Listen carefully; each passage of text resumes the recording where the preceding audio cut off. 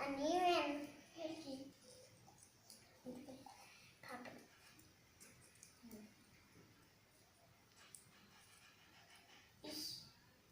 อันนี้มันจกตลาดมันเปิดระบบอันนี้มันป่าอันนี้ตี แม่ผู้ใดเป็นผู้เฮ็ดป่า ลูก ชื่อหยัง ชื่อ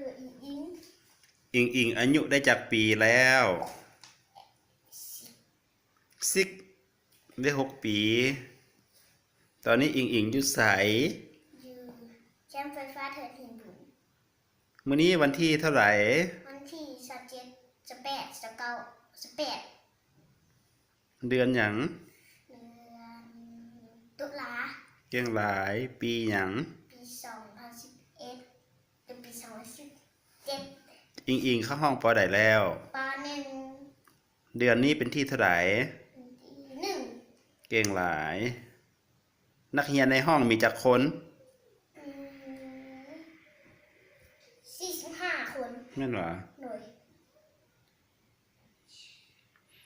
ใหญ่มาอิงอยากเป็นหยัง เราเป็นหมอ เป็นหยังจึงอยากเป็นหมอ หมอมัน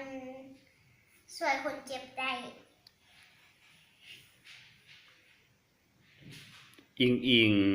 มีน้องจักคน ถือ ชื่อหยังแด กุ้งสี่เดี๋ยว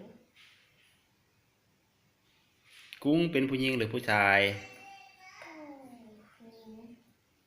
เดียวชื่ออีกชื่อหนึ่งชื่อหยัง ผู้ชาย อีกชื่อหนึ่งชื่อหยัง สี่เดี๋ยว ชื่อเดียวกับชื่อหยัง สี่กุ้ง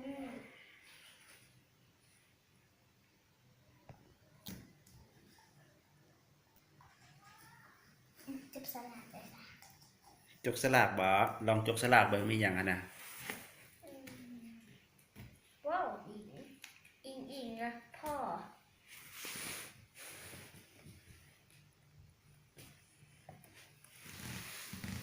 ขนาดเอาดู จกสลากอีกมีหยังอยู่ในหั่น จับสลัดนี่